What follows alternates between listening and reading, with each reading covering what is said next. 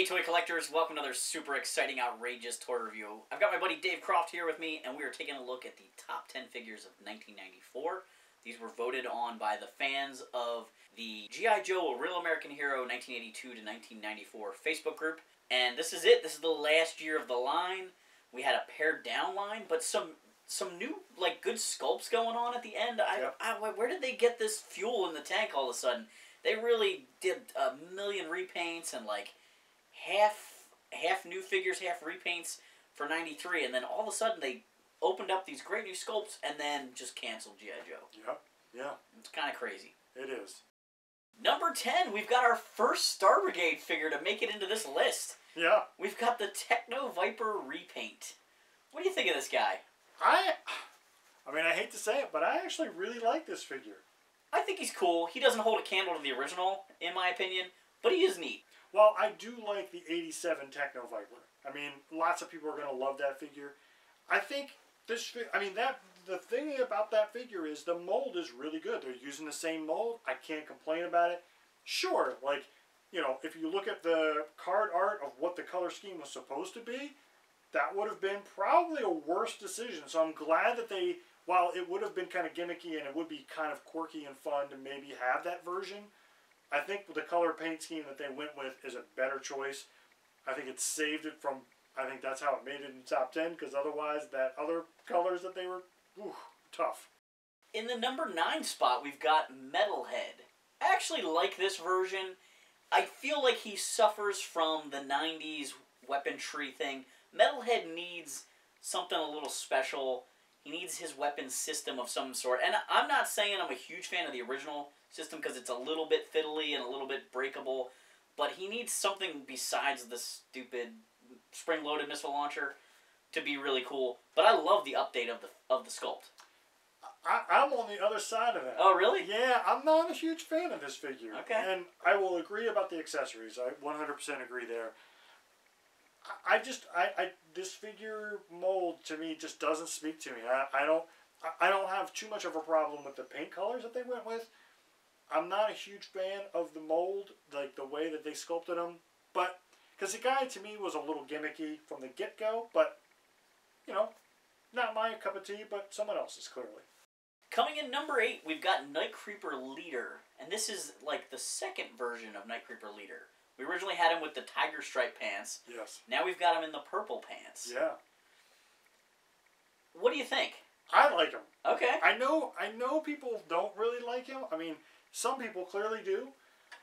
I actually like this guy. I think it gives him a little bit of a different look and feel. I think the colors that they chose were a little strange. I'm surprised that I still like it though. But I actually don't mind this figure at all. I mean, purple works as far as the Night Creepers were kind of purple and maroon the first time around. Yep.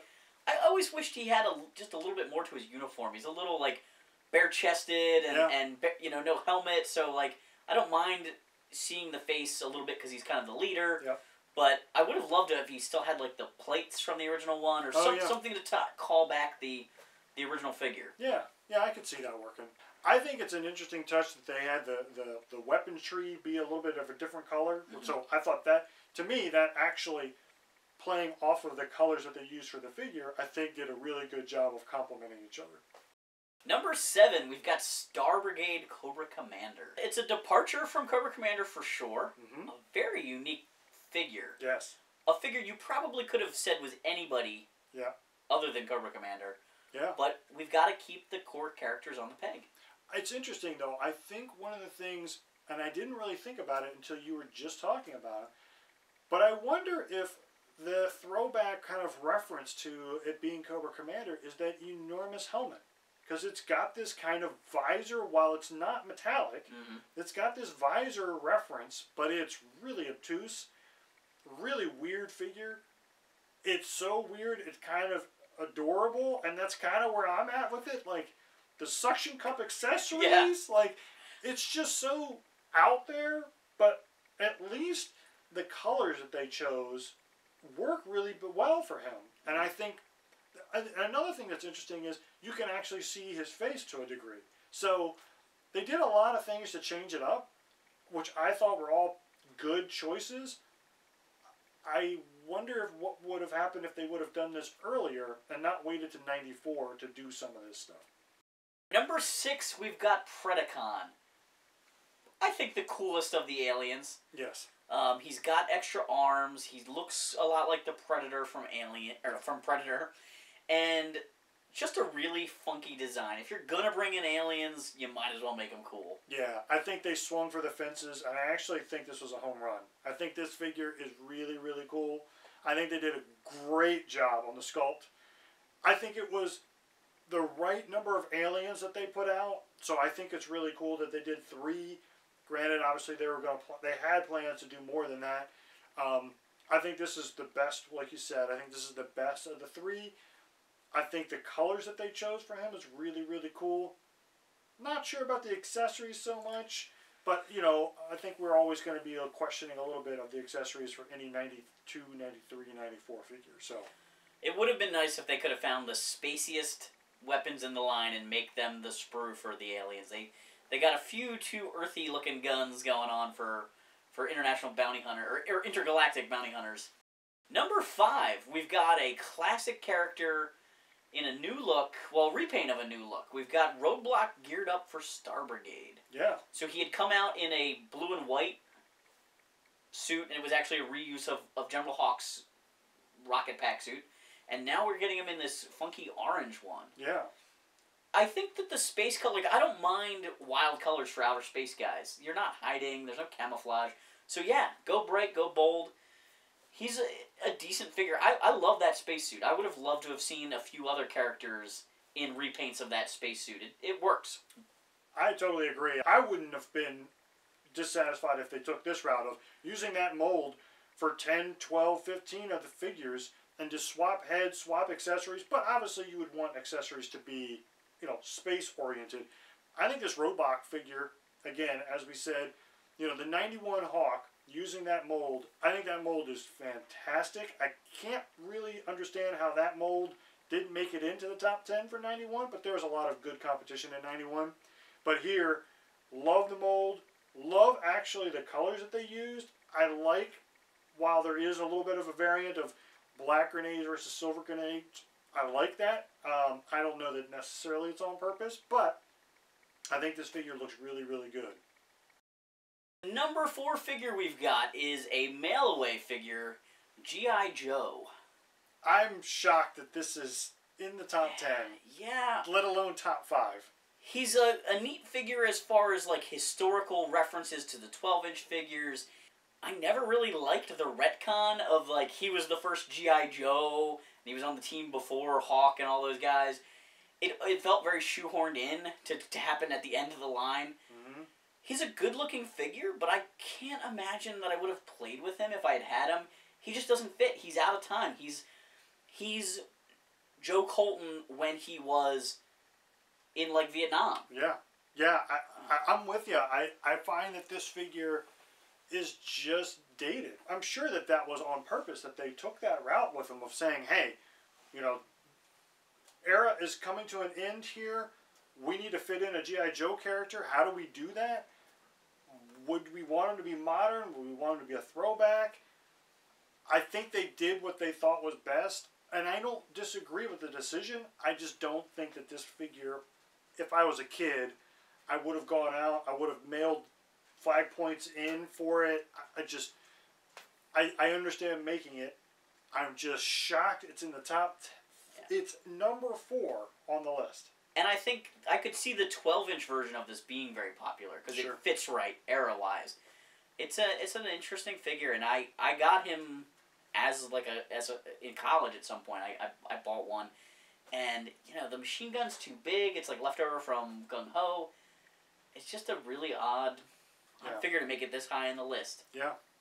Number 3, we're back with an army builder. We've got more Star Brigade, crushing it this time around. You know, we got Black Star. Yeah. Yeah, I love Black Star. I know a lot of people actually like this figure. I mean, clearly it's in the top 10. I don't know about anybody else, but I get a little bit of a Bane vibe from him.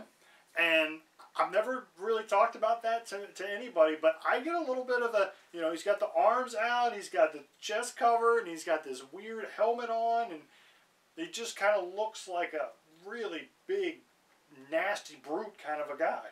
I think he's neat. I love that they were coming up with new characters, lots of new tooling in this era. He's pretty neat. I would love to see a really cool repaint of him, though. I think like he could be even cooler with just the right color scheme. Yeah. I don't hate his color scheme. I mean, it's interesting, again, that whole, like, you know, the green that they use is a little bit brighter than they would have, like, say, for Cobra Night Viper.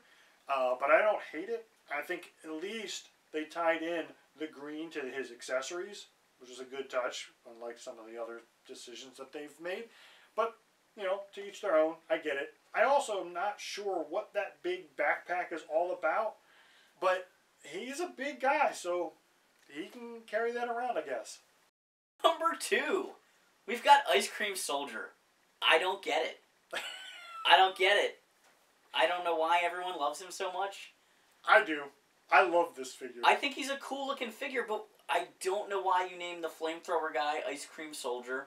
You've read the file card, right? Yeah, but it just, I don't, it's just so ridiculous. I will say, when I was young, I didn't get this figure at all. And as an adult, what I came to appreciate was the mold. Yeah. The mold is fantastic. The colors on this figure are just bizarre. I'm not quite sure what is going on here. I don't know if they were like having an ice cream sundae and they were like, let's just use some colors from the ice cream that we're eating. I don't know. But I do really, really, really like the mold. I think the name is over the top, ridiculous, hilarious. Someone had a little too much to drink or smoke that day when they were naming figures. But hey, you know, clearly people like this figure. The repaint as a Cobra Trooper is phenomenal. Yes. Like, that's really, Yes. I think, where they should have gone with this guy in the first Well, place. it's 94. Yeah. Number 1 figure is one of the best figures in this line as far as going back to the old days of G.I. Joe. Let's make this guy grounded and military. Let's give him great accessories. Mm-hmm. And we've got the Battle Corps Shipwreck. Yeah. Yeah, I think this figure, I mean, it's number 1 for a reason. I think this figure is really, really good. It was one of the figures that I was considering voting for the best figure in 94. I was real close on voting on this one. They did a really good job with it. They did a good job molding it. They did a good job with the colors that they picked. You're right, the accessories. Hey, they got some accessories right. Mm-hmm. And I think it was a win-win for everybody. That's the final top 10 list for action figures from the G.I. Joe line. Let us know what you think in the comments down below. Thanks for checking these out. If you aren't a member of the A Real American Hero 82 to 94 group on Facebook, come check us out there, join the conversation, join the community.